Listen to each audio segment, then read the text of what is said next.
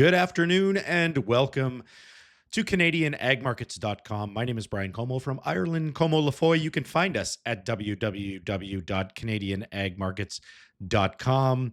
Today is August the 6th. Let's get into what happened in markets today. Canola was down $2 and at $2.50 at 669.70. Minneapolis wheat was down a quarter of a cent at 592 and a quarter. Kansas wheat was up 7 cents today at 511.50. Chicago wheat was up a quarter of a cent at 508 and a half. Soybeans took a little bit of a loss today, down 6 and a quarter at 984.50. Soybean oil was down 2 tenths of a cent at 53.62. Corn was down $1.75, or sorry, 1 3/4 cents at 379 3/4. The Canadian dollar gained a little bit of strength today, 72.75, up from about 72.5 in the last couple of days. Live cattle was made a new high today, up 2.5 to 229.65. Feeder cattle up 397 today, also making a new high at 345.02 was the closing. All right, today we're going to talk a little bit about seasonality. We're going to talk about carry.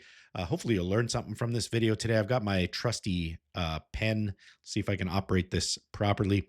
Just wanted to take a look at November canola historical patterns or seasonal patterns. We have a 5-year, a 15-year, and a 30-year here. You can see there's a little bit of a difference. The 5-year is this red line here. This is the one that you probably wish was the one that took effect this year. We're not sure exactly. But here's what's happening, or what has traditionally happened in the markets. In the longer term, we generally see the market rise up in spring and then kind of fade out before, into germination and emergence, and then it tends to rise a little higher, but then tends to sink all the way into the beginning of October. So we generally see the bottom in canola futures in the end of October. In some cases, as the July contract is coming due, or first notice and last trade date towards the July contract, we tend in the last 5 years we've seen a bottom in those markets. Obviously, we're not trading exactly like we have in the last 5 years. We are seeing some lows here more recently, but I think the big question is when is canola going to rally? It does feel like there's a lot of weakness coming into the market right now. I think yield expectations are high. I think everybody's putting kind of a pin on the average category, or thinking that it's an average size crop. But I feel like there's a lot of optimism out there that it might be a little bit better than expected. So we could still continue to see some weakness, particularly as harvest starts, and there is some harvest pressure in there. I have heard that some crush plants are full already for October, some of the smaller ones, I might add. But crush plants may have had some good coverage in the early part, so we could see some fading of prices as the early harvest comes in. That would be consistent with this kind of September weakness and drop into August and September. So just something to keep an eye on there. Here's what November canola looks like now. As you can see, that low that we kind of saw in the seasonal chart, we did kind of see that today, or we did see that this year at the beginning of July. It did rally, as the seasonal chart would suggest, but now it is coming down, and we may actually make a lower low here. We have broken below that trend, or that support level now, and we are seeing newer lows here in this market. So where can that take us? We're not sure exactly yet at this point. I would say if we kind of extended this channel here, it would kind of meet up with this 20-day moving average. I think 650 would be a good target to watch for, at least at this point. I mean, that's not a guarantee, of course, but that's the way of least resistance as it appears right now. Looking at the canola yield curve, it's not terribly bearish of a yield curve yet. There is carry in the market, as you can see here, from November at 669 to January at 681. So there's a little bit of carry there, and a little bit of carry to the March, and not aggressive. If we look at the cost of carry here for canola from the November to the January, it's about 57 or about $12 a ton, 57.5% full carry. That's not anything to get alarmed about. When we do start getting into the 70s, that is where things look a little bit more, bearish. From the January to the March, it is 43, and then from the March to the May, it goes down to 34. So less concerning of a carry as you go forward, but it also means that you get less carry if you are selling deferred. So just something to keep in mind. There is some carries there to capture if you don't want to sell into the November. I think there's a lot of folks who don't need to sell into the November. You really only need to if you have a cash flow or a storage issue. Other than that, you probably should avoid that fall period of time anyway, because there are carries in the market that you can take advantage of, as well as possibilities of basis strengthening as the crop year moves on as well. Just kind of looking at it from a different perspective, this is the March canola historical patterns. Same kind of thing where we see a weakness into the beginning of July. Here we see that weakness coming into the late September, and then the longer term seasonals have weakness coming into the early parts of October. We do generally see a rally. The short term here, which this may be interesting to watch this year, is the short term. We do see a rally through December into the early parts of January, and then as we kind of move towards spring, we tend to see another rally as well. I think that's consistent with what we've been seeing the last few years.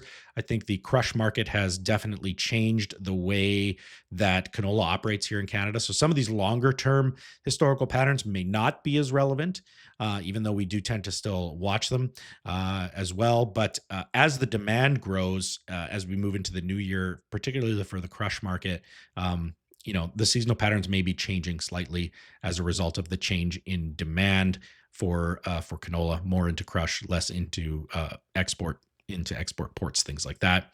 So it's something to keep an eye on there. I think that there is some opportunity. I don't think we have to get super excited about selling out canola at this time. I think what's just really important is make sure that you can get through the fall and early winter period so that you can weather the weakness storm and get through it. Here is the March canola. Again, very similar to the November canola. We haven't broken necessarily down below those lows yet from early July. So we're still holding some support there. We're holding some support at the 100-day or just above the 100-day moving average as well. Want to take a little look here at soybeans, because there is a correlation between soybeans and canola. And obviously, some of our customers also grow soybeans. So I think it is relevant. This looks like a choppy seasonal pattern, but I think there are some things to pay attention to here. This is the August. So this is the beginning of August right here into the beginning of September. You can see that we see a lot of weakness in almost all the 5, the 15, and the 30 year as we come into this period of time.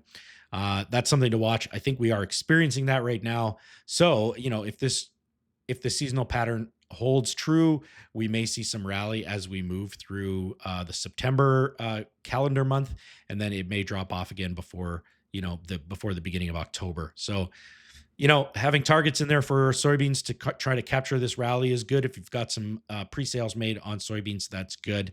And you may have to wait it out after that, particularly as for Western Canadian farmers, the lakes to the east freeze up, and it tends to get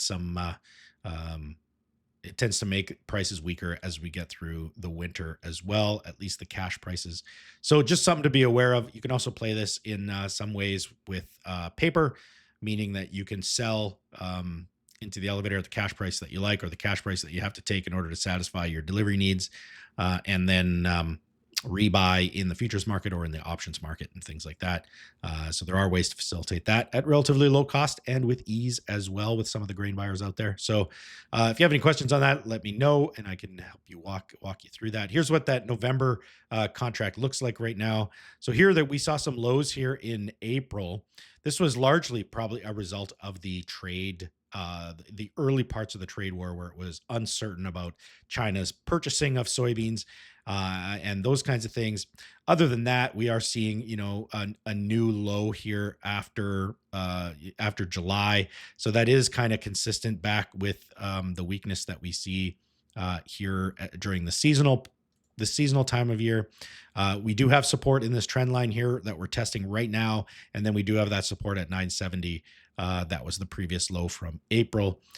It is possible that these will sink further as we move through the calendar year than what these support levels would suggest. So just keep in mind, again, Risk management is your friend here, and make sure that you're covered for what you need for the fall delivery period.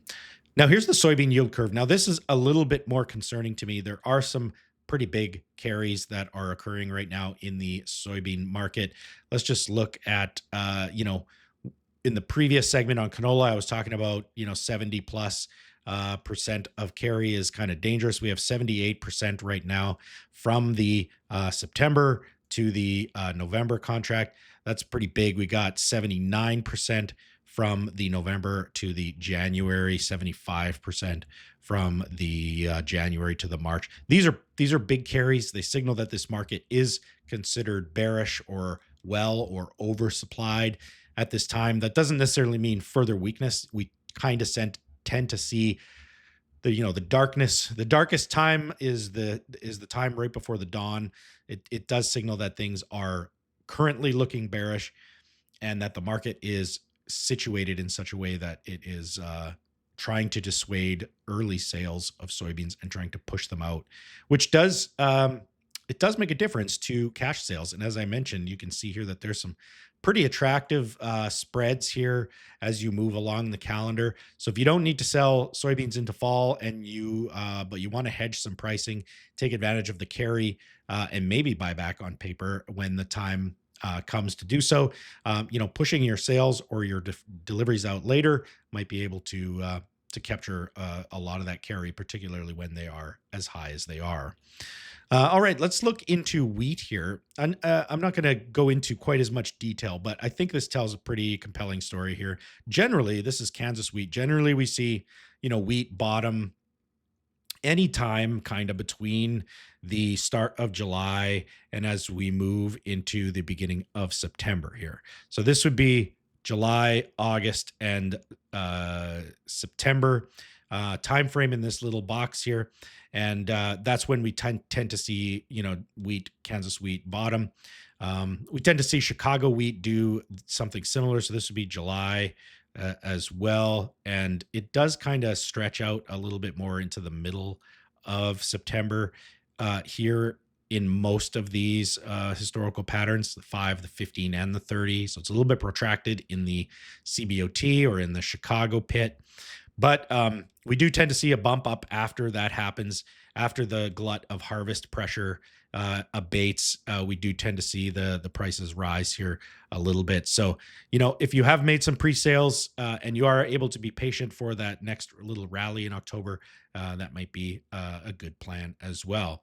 More notably here in the Minneapolis market, we tend to see the same kind of pattern, except that is kind of pushed out into August and then into the beginning of October. Obviously, the season for growing and harvesting wheat is later, so that bottom tends to come in later as well. We tend to see that same kind of rally here after as October starts, but then fades out again, generally speaking, as we move to the end of the year, or this is the first notice day for the December contract. So the start of December would be right around here.